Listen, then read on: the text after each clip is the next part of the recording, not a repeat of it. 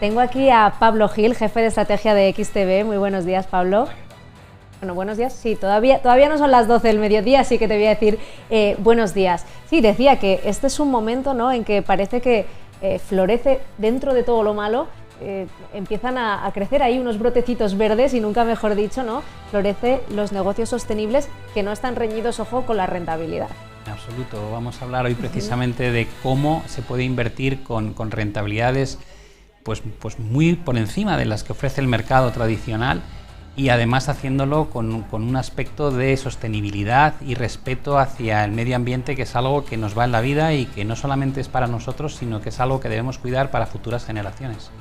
¿Por qué crees que este es un momento en el que, que estamos ante un cambio de mentalidad? ¿Es solo la pandemia o ya venía fraguándose este cambio de forma de pensar? Bueno, yo creo que se han dado muchas circunstancias, ¿no? Desde la cumbre de Copenhague, después el Acuerdo de París en 2015, la concienciación hacia la necesidad de cuidar el medio ambiente es algo que ha ido creciendo, y normalmente cuando se dan crisis severas como esta pandemia del COVID, se aceleran mucho procesos que a lo mejor llevarían años, ¿no? Y creo que es tal vez lo que debemos intentar fomentar y cimentar ahora con acuerdos a nivel internacional, de cuidemos y utilicemos todos los recursos que se han puesto sobre la mesa para mejorar la situación del planeta en términos de biodiversidad, de evitar el calentamiento global, porque, como digo, no está reñido con una evolución sostenible de la economía. Creo que nos hemos encontrado de repente con un shock que nos ha hecho replantearnos la vida a la mayoría del planeta de una forma que en otras circunstancias jamás habríamos hecho. Nos ha impedido seguir con nuestra vida normal y ha puesto acuerdos internacionales sobre la mesa con cantidades que hablamos de trillones de dólares o de euros, como si fuese lo más normal del mundo, y están ahí para utilizarse, para sacarnos de esta recesión económica, pero sería muy triste que nos sacase para volver a repetir el mismo modelo económico que teníamos anteriormente. Y de hecho, pues hay esperanza, viendo las cosas que han dicho los políticos, de que tal vez ahora de verdad vamos a afrontar una nueva etapa, ¿no? Y todas estas ayudas económicas que se han volcado, hemos visto cómo la Unión Europea ha sacado adelante un paquete de 750.000 millones de euros para combatir la recesión, pero va a hacer un hincapié muy grande en programas relacionados con medio ambiente, economía verde. Todo este dinero es un cambio también del propio modelo económico, y esto es importante que la gente lo entienda. Estamos abrazando una teoría que personalmente no creo que sea buena, que es lo que llamamos la MMT o teoría monetaria moderna, que se basa en que los gobiernos ya no tienen como fuente de financiación lo que recaudan vía impuestos, ¿no? Esto ha sido un poco el modelo económico en el que hemos basado las economías durante las últimas décadas, y ahora con este concepto de MMT realmente son los bancos centrales los que van a financiar a los gobiernos, ¿no? Es algo que lleva haciendo Japón mucho tiempo y que ahora Estados Unidos y Europa van por el mismo camino. ¿Qué quiere eso decir? Que tenemos la percepción de que el dinero es infinito, ¿no? Los bancos centrales pueden crear ese dinero de la nada y pueden financiar cualquier proyecto. Yo lo que me planteo es la experiencia en el modelo japonés no es especialmente buena porque no genera un crecimiento económico futuro bueno, pero si ese dinero está disponible, digo, al menos utilicémoslo para mejorar las condiciones en términos de cómo cuidamos la tierra, cómo cuidamos el medio ambiente. Habremos ganado algo muy importante, aun utilizando herramientas que probablemente no son las más eficientes o las más efectivas a medio y largo plazo. Pablo, hablas de un cambio en el modelo económico. ¿Quién impulsa ese cambio del modelo económico? Claro, porque yo estoy pensando que antes de que nos sobreviniera esta pandemia o esta situación tan terrible, ya había un gran movimiento social, ¿no?, que clamaba por la protección del medio ambiente. Entonces, ¿realmente la sociedad es la que está empujando ese cambio económico? Yo creo que el cambio generacional es muy importante. Hemos visto cómo algunos de los grandes movimientos están impulsados por gente muy joven, ¿no? Son los herederos de lo que vamos a dejar nosotros y probablemente no están contentos con lo que estamos haciendo. Y es una llamada de atención, yo creo, muy bonita por parte de la generación más joven, ¿no? Cuando te dice, oye, mira, yo tengo que vivir aquí los próximos 60, 70 años, al igual que mis hijos, y lo que vosotros estáis dejando antes de marcharos es una herencia muy mala, ¿no? Es algo que hemos mejorado probablemente en algo durante los últimos años, pero seguimos muy por detrás de los objetivos que tendríamos que estar marcándonos. Entonces, creo que esa concienciación social, cuando nace desde las bases, es muy positivo porque van a estar aquí con nosotros, van a estar liderando estos proyectos durante las próximas décadas. Si fuese una iniciativa de gente mayor, te diría que tiene el riesgo de desaparecer en cuestión de 10 años. Entonces, estoy encantado que sea la gente joven la que está reclamando un mayor cuidado del medio ambiente, porque es la única manera de hacer un proyecto de verdad válido que dure durante décadas, que es lo que hace falta en este momento. Sin embargo, perdón que me desvíe del tema, pero es que estoy pensando en las elecciones de Estados Unidos, en las que hemos mirado tanto, son mandatarios, Donald Trump y Joe Biden, muy mayores. Quiero decir que necesitamos también un cambio generacional en la política para que esto funcione. Bueno, el cambio en Estados Unidos, personalmente creo que ha sido un cambio muy lo para esto que estamos tratando, porque como todos sabéis, Trump era un presidente negacionista del cambio climático, que había abandonado lo que era la cumbre de París. Lo que pasa es que es verdad que el efecto del abandono prácticamente ha coincidido con el nuevo resultado electoral, con lo cual en la práctica ha tenido poco impacto, pero que Biden sea alguien que apuesta por la energía renovable y que de alguna manera se preocupe por el medio ambiente, creo que va a hacer que Estados Unidos vuelva otra vez a ese pacto de París, y es muy importante porque cualquier avance en este aspecto no puede ser de un país aislado. Estamos hablando de un problema a nivel global, a nivel del planeta, y por tanto las únicas soluciones válidas van a ser cuando tengamos un apoyo por parte de la mayoría de los países que estamos contaminando y estamos provocando, por ejemplo, este incremento de la temperatura global. Gracias a Dios, pues en el Acuerdo de París participaron 195 países, ¿no? Ahora Estados Unidos, que vuelva a ser la primera potencia económica del mundo, es tremendamente importante. Ya que hablamos de países, ¿qué países pueden liderar este movimiento hacia esta economía verde? Bueno, tenemos por un lado la Unión Europea, con este acuerdo en junio de la aprobación de los 750.000 millones, da un salto importante porque dice que de ese dinero muchas de las subvenciones van a ser para proyectos de sostenibilidad y de economía verde, lo cual ya está mandando un mensaje muy fuerte a la economía y a los distintos negocios de qué es lo que se pretende conseguir. Y hay un proyecto de que Europa se convierta en el primer continente en el mundo en el que sea neutro en términos económicos respecto a otras áreas para 2050, lo cual quiere decir que sobre el papel Europa podría estar liderando este apoyo, pero evidentemente la llegada de Estados Unidos o la vuelta de Estados Unidos a estos acuerdos de 2015 creo que es fundamental, ¿no? Habrá que seguir impulsando que se copie el modelo europeo si finalmente se lleva a buen término por parte de otras áreas del mundo, otros continentes. Pablo, estamos viendo ahí en pantalla también unas diapositivas, ¿no?, que habéis traído desde XTV para un poco apoyar toda esta conversación que vamos a tener aquí en Negocios, así que las pueden ir siguiendo también los espectadores, pueden ir leyendo a la vez que tú nos explicas. Esta transformación de la que estamos hablando, ¿qué implica? ¿Qué objetivos concretos se persiguen a corto y medio plazo? Bueno, realmente tenemos que trabajar en muchísimos frentes, ¿no? Yo he traído aquí una pequeña lista de aquello que se ha propuesto y que creo que es muy interesante. Por un lado está la descarbonización. El uso del carbón como energía sigue siendo la punta de lanza de la contaminación, de generar efecto invernadero. Por tanto, hay que intentar abandonar lo más rápido posible esta fuente de energía y sustituirla, por ejemplo, por energías renovables. Tenemos el tema de la industria. Al final aquí hablamos de la mejora energética, ganar mayor eficiencia a la hora de utilizar la propia energía, es algo fundamental. Aquí vienen muy bien todas esas ayudas económicas que se están vertiendo para que pues, ciertas industrias que siguen con modelos muy tradicionales puedan evolucionar hacia unos modelos más sostenibles. Tenemos el tema de los edificios, representan una cuarta parte del consumo energético. Se puede buscar, lógicamente, una rehabilitación de los edificios. Todo esto va a ayudar muchísimo a que haya una mejoría en la economía. Todos sabemos que vivimos una recesión, probablemente la peor recesión del último siglo. Todo lo que suponga inversión en infraestructura va a movilizar recursos, trabajo, empleo. Por tanto, estos pilares creo que son muy importantes. Tenemos el tema de la movilidad, que es crucial también. Aquí estamos hablando de intentar migrar hacia una movilidad, por ejemplo, eléctrica a nivel privado, y dentro del sector público, cuando hablamos de movilidad pública, aquello que pueda permitir utilizar menos todos los medios de transporte más contaminantes, en este caso el avión, no se puede sustituir en muchos casos, pero por ejemplo a nivel nacional sustituirlo por el transporte en tren, que es más ecológico, podría ser una apuesta importante. De hecho, hemos visto cómo el tren va ganando cada vez más adeptos en términos de comodidad, tiempo de espera, no es lo mismo que un avión. La velocidad de transporte empieza de alguna manera a retar en trayectos, sobre todo cortos, ¿no?, de 500, 600 kilómetros al propio avión.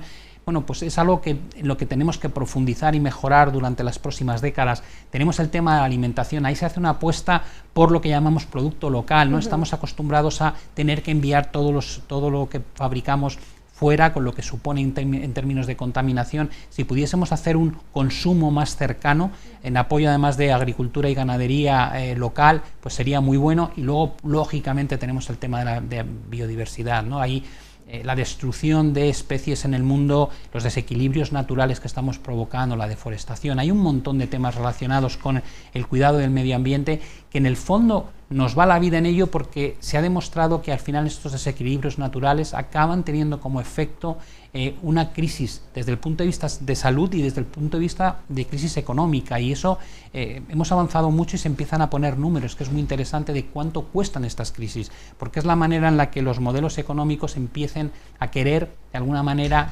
compensar con inversión a priori el posible gasto futuro que va a generar.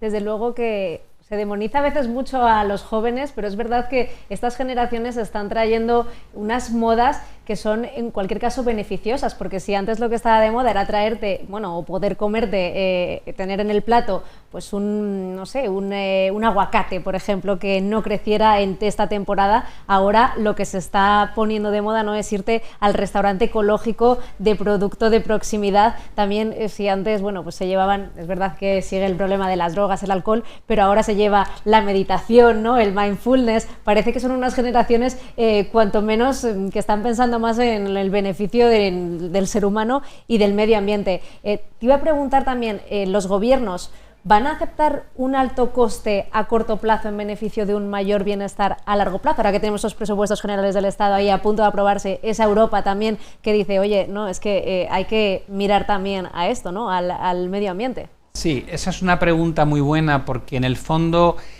siempre hemos entendido que cuando tratamos con problemas de largo plazo lo hacemos desde instituciones que tienen mandatos de corto plazo, y creo que ese ha sido uno de los grandes problemas a los que nos hemos enfrentado, ¿no? Cuando un político tiene un puesto que dura 4 años y en el mejor de los casos 8 años por una reelección, y lo que tiene que tratar es un problema que a lo mejor es de las próximas décadas, pues hace falta mucha ética profesional, ¿no?, para querer asumir unos costes cuyos beneficios probablemente no vas a ver hasta generaciones futuras. Entonces, en este momento yo creo que lo más interesante es intentar evaluar realmente ese coste o inversión que hay que hacer en este momento, qué supone en términos monetarios como rentabilidad por haber llevado a cabo esa inversión, ¿no? Y desde ese punto de vista lo que descubrimos es que el coste de no cuidar nuestro planeta es elevadísimo. Hay unos estudios que demuestran que durante los últimos 50 años el coste que se ha multiplicado por 7 el coste de casos climáticos extremos, ¿no? Estamos hablando de inundaciones, de incendios, tormentas estas que de repente nos sorprenden por su intensidad. Y dices, bueno, ¿cuánto cuesta realmente eso? Porque se le puede poner números. Lo cierto es que si bien ha aumentado este tipo de eventos extremos en 5 veces durante las últimas 5 décadas, el coste ha aumentado más que eso, ha aumentado 7 veces. Entonces, si nos vamos a ese punto y luego pensamos en cuánto hay que invertir para poder predecir o anticiparse a una situación como la que hemos vivido ahora, ¿no?, a una pandemia, porque la pandemia del COVID evidentemente ha marcado un antes y un después, pero antes de esto hemos tenido atisbos de pandemia, como pasó por ejemplo con la gripe aviar, y anteriormente, si nos vamos remontando hacia atrás, encontramos casos más numerosos de los que pensamos. Aunque esta ha sido la primera vez que nos hemos enfrentado a un problema global, lo cierto es que invertir en predecir este tipo de posibles situaciones de salud tan dañinas, hay estudios que hablan de 17 a 26 billones de inversión, y cuando uno ve eso dice, bueno, esto es una barbaridad. Bueno, pero es que económicamente el COVID-19 nos va a costar entre 7 y 15 trillones con T. Es decir, vale que es costoso, pero es que cuando surgen estas cosas, y nadie dice que vayamos a tener un COVID-19 cada año, pero a lo mejor se produce este evento dentro de una década o década y media de nuevo, estar preparados para eso supone una inversión ahora bastante costosa, pero que nadie olvide lo que ha supuesto en términos de actividad económica, el parón que ha supuesto, el paro, el cierre de empresas, la falta de comercio mundial, el cierre de vuelos, turismo. Es que ha sido de tal magnitud lo que hemos vivido que tiene que ayudar para que el sistema se dé cuenta que por muy cara que sea la inversión en protegernos ante estos eventos, compensa con creces cualquier potencial repetición que tenga durante las próximas décadas. Prueba de ello es Asia, ¿no? Que ellos ya se habían enfrentado anteriormente a epidemias o a pandemias y han sabido recuperarse antes.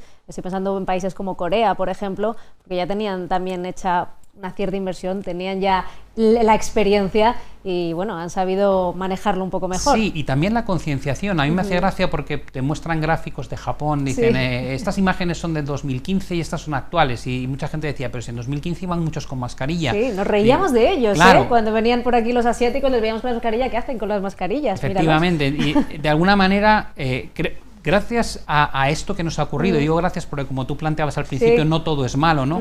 Vamos a aprender a convivir de otra forma y vamos a tener más respeto por ciertas cosas, ¿no? Y creo que eso es muy importante, que no caiga en el olvido, que esto marque un antes y un después, creo que es muy relevante.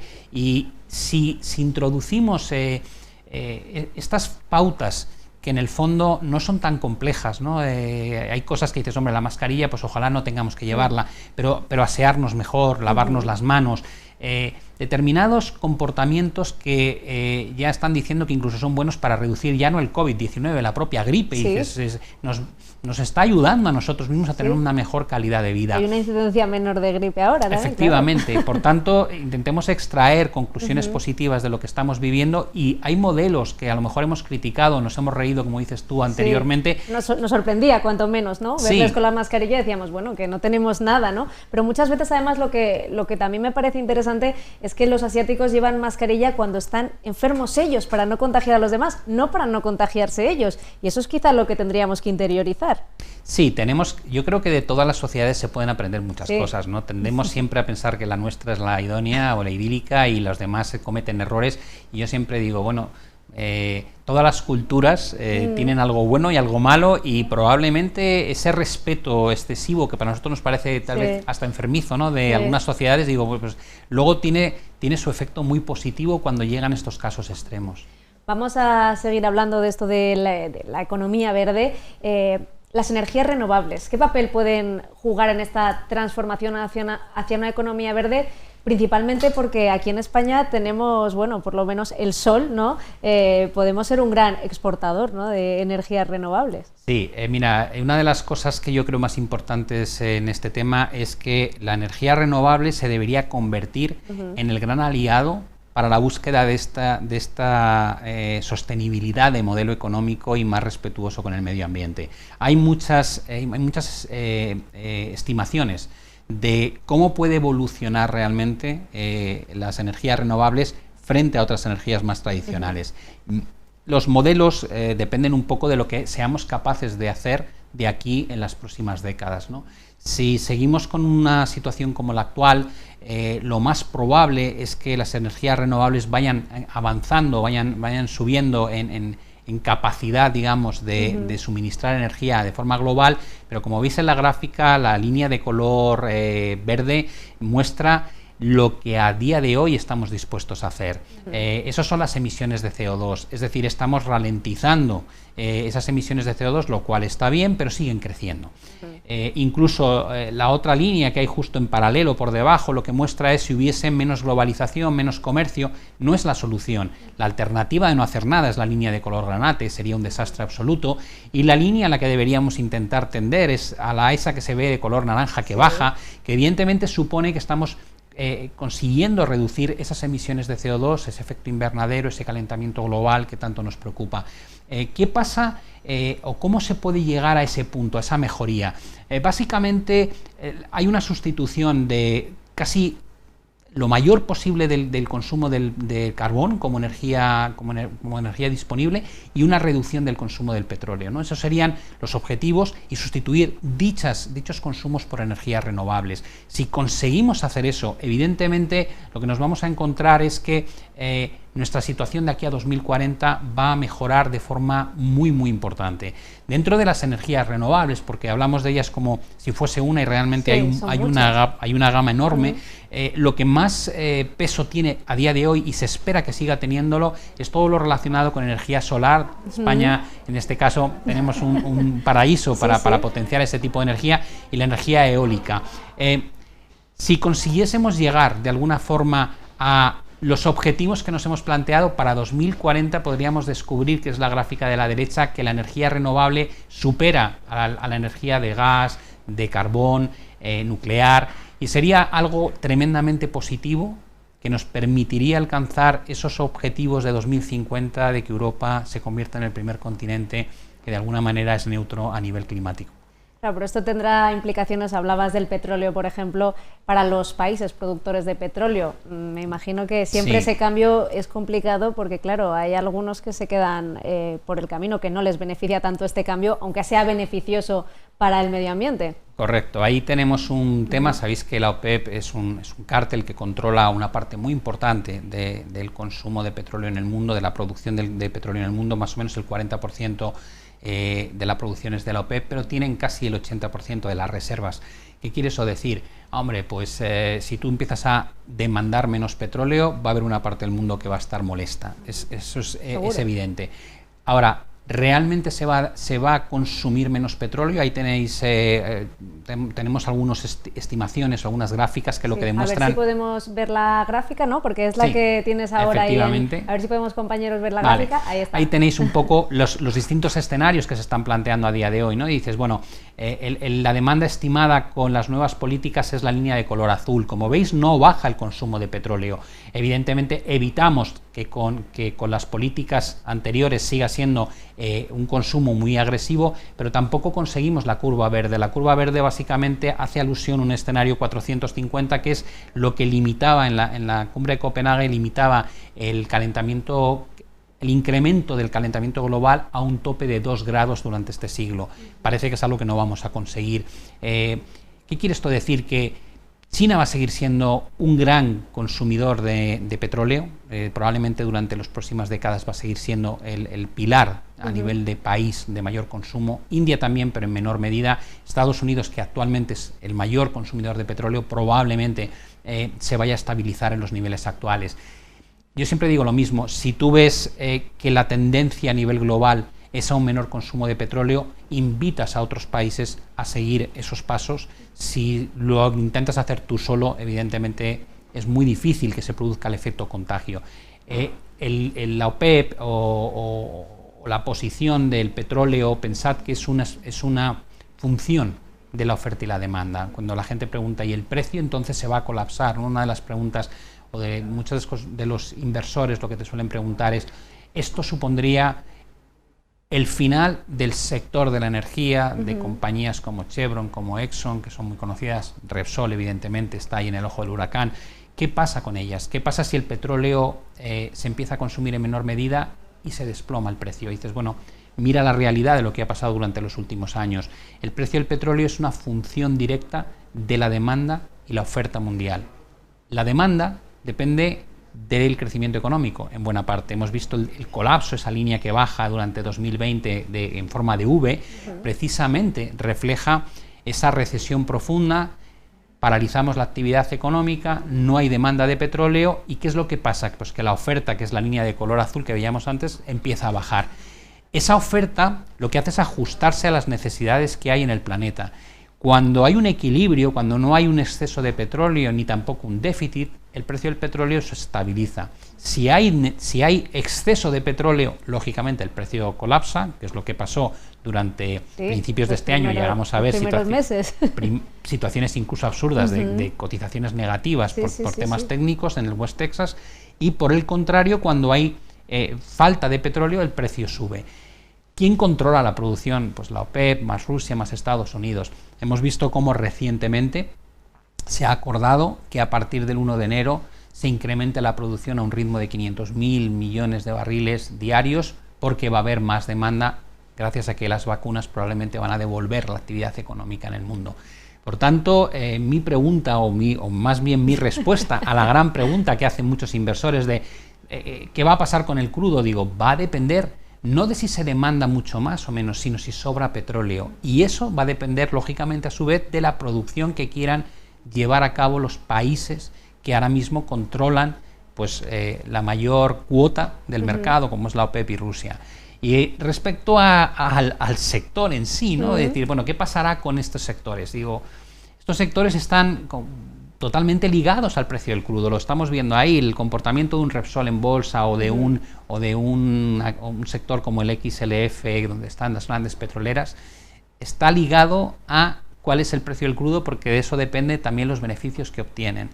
Por tanto, no tiene por qué desaparecer el sector, ni muchísimo menos. Que pueda perder relevancia, es evidente, estamos migrando a unas nuevas tecnologías, estamos migrando a un nuevo modelo energético, pero no tiene por qué desaparecer, y de hecho en la presentación que ha hecho Repsol recientemente se está viendo una gran apuesta por renovables. Por tanto, lo que hay que hacer es cambiar el modelo tradicional por un modelo que se ajuste más a las necesidades actuales.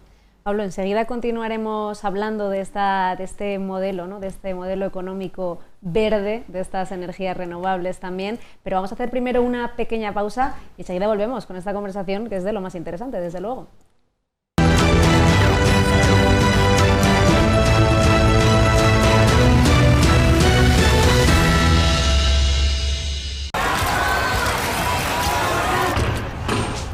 Yo voy a ser como tú. ¿Por qué quieres ser como yo? ¿Crees que coger la raqueta como yo hará que juegues como yo? ¿Que mi forma de competir te va a ayudar? ¿Que mis rutinas te servirán? No hagas lo mismo que yo. Yo nunca hice lo mismo que otros. Tú eres único. Protege lo que te hace diferente. Presentamos Santander One, un nuevo modelo de banca que se adapta a ti y a tu empresa para ayudarte a superar retos tan únicos como tú. En CaixaBank, más de 5 millones de ilusiones tienen un sí. Sí a las tardes de peli y palomitas. Sí a un coche nuevo. O a una bici. Me la quedo. Y a pagarla poco a poco. ¿Y a este regalo?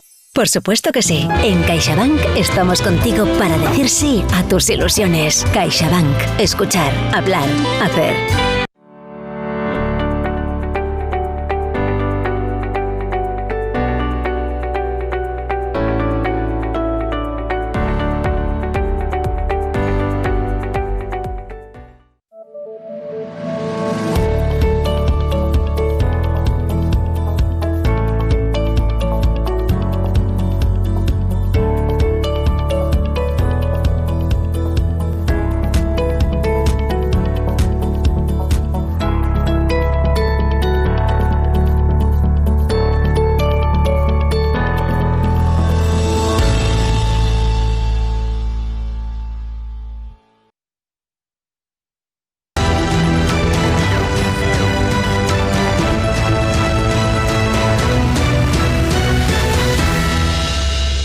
Pues seguimos aquí en Negocios hablando con Pablo Gil, jefe de estrategia de XTB, sobre esa transformación, ese paso hacia una economía verde, hacia un modelo económico verde. Hablábamos del sector del petróleo, ¿no? De cómo le iba a afectar. Vamos a cambiar ahora de tercio y te quería preguntar, Pablo, ¿qué tipo de productos hay hoy en el mercado que representen eso, un buen ejemplo de apuestas por economías sostenibles y que sean respetuosas con el medio ambiente? Pues mira, me alegra la pregunta porque de alguna manera cuando hablamos del mundo de las inversiones siempre parece como que está dominado por la búsqueda de la satisfacción o el retorno personal, ¿no? Del inversor, y que le da igual realmente si eso conlleva o no un respeto a... Un inversor despiadado. Efectivamente, es un poco el egoísmo puro y duro, ¿no? Y lo cierto es que invertir en medio ambiente ya no es cosa del futuro, no lleva mucho tiempo sin ser cosa del futuro, es cosa del presente. Lo que me refiero en este sentido es que si vemos ahora en la pantalla algunas de las gráficas, creo que va a ser muy ilustrativo, ¿no? Aquí tenéis una compañía que se llama NEE, que es Wind Energy Nextra. Bueno, Cualquier inversor que vea esto, evidentemente es muy tentador. Estás viendo una revalorización de un 1700% desde hace 2 décadas, y además lo que se puede apreciar es que la subida en este valor no ha sido un movimiento que se haya concentrado en un periodo corto de tiempo, sino que ha sido una evolución más o menos estable y ha pasado por distintas fases muy complejas, porque las grandes correcciones que se ven en este gráfico corresponden a la crisis en 2001-2002, después del estallido de la burbuja.com, la crisis 2008 cuando se produjo pues la crisis financiera, después del estallido de la burbuja inmobiliaria, y la última corrección, esa que dura apenas una vela, estamos hablando del COVID-19. Por tanto, se da la sensación de que estamos hablando de compañías muy estables y de crecimiento en el tiempo, y concretamente esta compañía tiene un market cap, que es la valoración bursátil, que supera a lo que vale las compañías como ExxonMobil o Chevron juntas. Por tanto, no se trata de un proyecto pequeño, estamos hablando de una compañía brutal en términos de capitalización bursátil, con un negocio sostenible y que ha ofrecido rentabilidades francamente buenas para los inversores. Pero no es el único ejemplo. Este, por ejemplo, que tenéis aquí es lo que llamamos, es un ETF que replica el comportamiento de iShares Global Clean Energy. Con el código lo tenéis ahí también, se puede encontrar, por ejemplo, en nuestra plataforma, y como veis, tiene una revalorización de un 283% en cuestión de menos de una década. Lo último que estamos viendo, esas subidas tan verticales, responden a 2 cosas. Uno, por un lado, el buen comportamiento bursátil que hemos experimentado desde el mes de marzo en adelante, y luego yo creo que también este tipo de ETFs y de compañías lo que reflejan es que hay un cambio de conciencia que hablábamos antes por parte de los gobiernos del mundo entero, y una intención de poner dinero fresco en aquellos proyectos que cumplen con esta meta de crecer y sostener el planeta desde un respeto a lo que es las emisiones de CO2, el calentamiento global, etcétera, etcétera. Por tanto, no es una, ni mucho menos las compañías. Tenemos alguna muy conocida, aquí tenéis Gamesa, energía renovable, una compañía que se ha revalorizado un 2.778%, como podéis ver, durante los últimos años, y que ahora mismo está viviendo un momento dulce en máximos históricos, cuando nuestro selectivo, el IBEX 35, dista muchísimo de estar cotizando en máximos históricos. No es lo que pasa en el DAX alemán o lo que pasa en la bolsa americana. Por tanto, creo que estos son algunos ejemplos. Ahí tenéis otro ETF de iShares de Global Clean Energy con el código IQQH, con una revalorización en los últimos años de un 380%. Solaria, energía y medio ambiente, compañía española con un 7.090% de revalorización desde los mínimos de 2011. Tener esto en cartera tiene que representar 2 cosas. Por un lado, la búsqueda de rentabilidad per se, y luego la apuesta por un cambio de modelo, ¿no? Por eso yo a los inversores, cuando actualmente te preguntan ¿nos metemos en la banca o apostamos por Repsol, que ha bajado mucho?, yo siempre digo, tenéis un montón de sectores que son de nuevas tecnologías, donde parece que está todo alineado, hay un esfuerzo a nivel global por migrar a este tipo de energías renovables, van a tener ayudas regulatorias, van a tener ayudas de subvenciones, van a hacer mucho bien si conseguimos que esto sea lo que lidere finalmente la evolución en términos energéticos.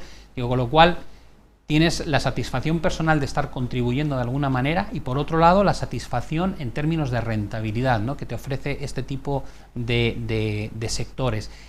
Creo que es algo que debería estar potenciándose en términos de recomendaciones de inversión.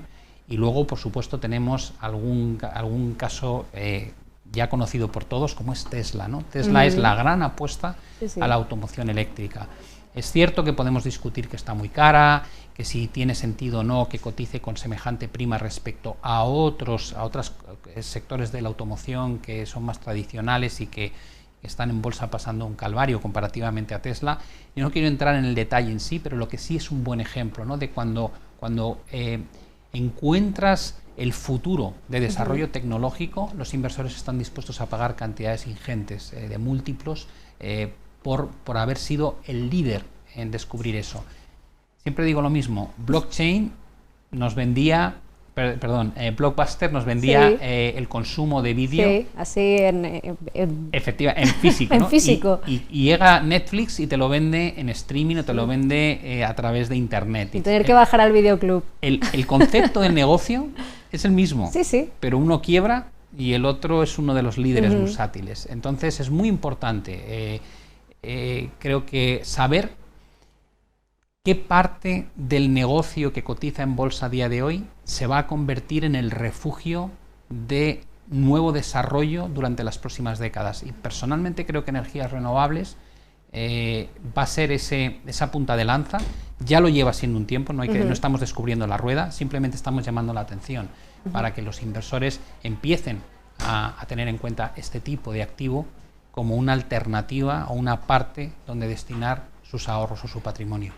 Hablábamos de Siemens Gamesa, de Solaria, de otras empresas que apostaban, ¿no?, por las renovables, también de Repsol, que siendo lo que es, pues ha hecho también una apuesta por esto. Que desde el punto de vista del inversor, ¿qué papel esperas que juegue este tipo de compañías en la futura evolución de las bolsas? Claro, porque me imagino que ahora hay un cambio de paradigma total. Sí, mira, cuando uno mira los índices durante las últimas 2 décadas se queda sorprendido. La memoria del inversor a veces es muy cortoplacista, ¿no? En principios de la década de los 2000, las compañías que más pesaban en el Eurostoxx 50 eran las petroleras. Claro. Ahí estaba Royal Dutch Shell, por ejemplo, o Total Fina. Eran los grandes, los pesos pesados, ¿no? Estábamos hablando de una época en la que el petróleo cotizaba probablemente en el entorno de los $100, o incluso superando esas cotas, ¿no? Y eso ha ido bajando a lo largo de 2 décadas en favor de otras tecnologías que antes ni existían, ¿no? Todo el concepto de las redes sociales, por ejemplo, fíjate ahora mismo Facebook o cuando te vas a Amazon, que es el comercio electrónico, cuando te vas a Tesla, como decíamos, son cosas que han surgido de la nada y que ahora mismo acumulan. Pues en el caso de los FANG stocks, casi el 50% de todo el Nasdaq 100 y el 23-24% del S&P 500. Como digo, este tipo de tecnología tiene abierto, yo creo, una autopista para liderar en peso muchos índices de aquí en varios años. Entonces, no hay que menospreciar dónde va a llegar, y creo que de aquí a lo mejor en una década nos estaremos sorprendiendo de descubrir que en la mayoría de los índices bursátiles este tipo de industrias o empresas se colocan entre las que mayor peso tienen por capitalización bursátil. Entonces creo que va a ser fundamental no perderles la pista. Pablo, ya que estás aquí, te quería preguntar qué puede ofrecer XTB a ese inversor, ¿no?, que está interesado en ver la evolución de la economía hacia una vertiente más verde, más sostenible. Bueno, nosotros a través de la plataforma XStation, que es nuestra plataforma, digamos, la ventana a los mercados, desde noticias que se van actualizando todos los días, puedes encontrar incluso la noticia sobre el agua, ¿no? Sabes que le quieren hacer bueno, han hecho un futuro cotizado en el Nasdaq sobre el agua en California. Ese tipo de noticias novedosas que te van poniendo al día de las nuevas corrientes, ¿no? Sí, o proyectos que van saliendo en la industria, ¿no?, relacionados con estas cosas. Tienes calendario económico, tienes decisiones. Hoy, por ejemplo, pues estaremos viendo la decisión que toma el Banco Central Europeo, que probablemente va a ampliar además el paquete de ayudas otra vez, va a aumentar el QE, como decíamos, el dinero parece que nace de la tierra, cuando no es así, pero bueno, es lo que va a pasar.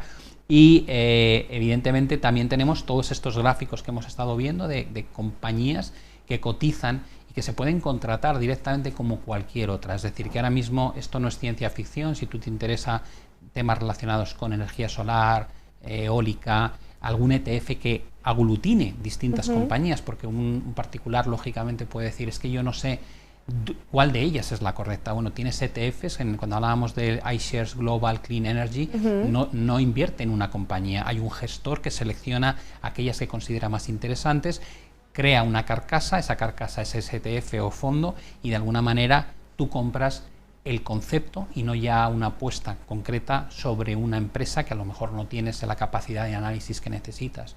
Por tanto, todo eso lo pueden encontrar en la plataforma y bueno, es una manera de canalizar el ahorro gestionándolo de alguna manera de forma particular, ¿no? Algo que se ha puesto muy de moda durante los últimos meses.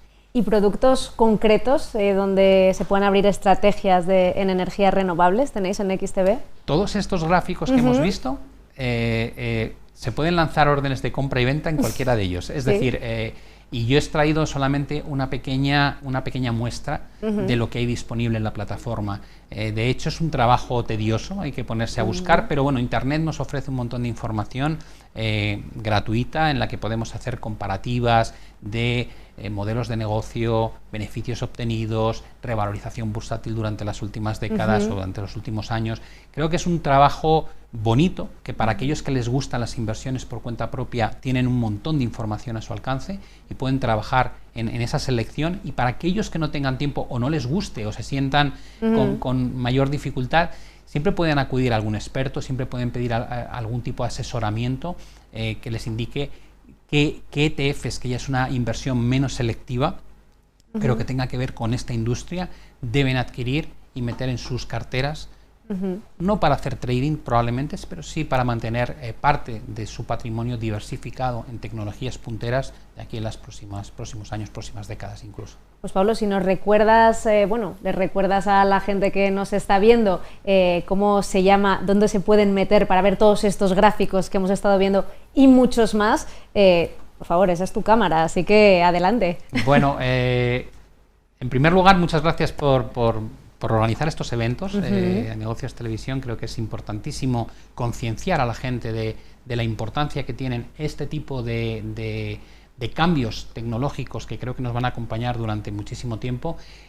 Nosotros desde XTB tenemos, la plataforma es completamente gratuita, podéis abrir una cuenta demo, a partir de ahí podéis explorar todo lo que ofrece, se llama la plataforma XStation, y ahí tenéis disponible para poder analizar, no ya antes, no obligados a invertir, simplemente para abrir esa ventana a este tipo de tecnologías, podéis entrar en el buscador, digamos, de compañías y poner términos como solar, wind energy o clean energy, y os van a aparecer todas las compañías, todos los ETFs disponibles en el mercado, en los que podéis analizar evoluciones, indicadores, volumen, etcétera, etcétera, y a partir de ahí evidentemente la decisión de inversión es de cada uno y hay que asumir los riesgos de que salga bien o salga mal, pero como con cualquier otra inversión que hagamos. Y para acceder a XStation, ¿qué nos metemos en la web de XTB? Sí, lo más sencillo es entrar en la página web de XTB. XTB es una multinacional que está presente en muchísimos países.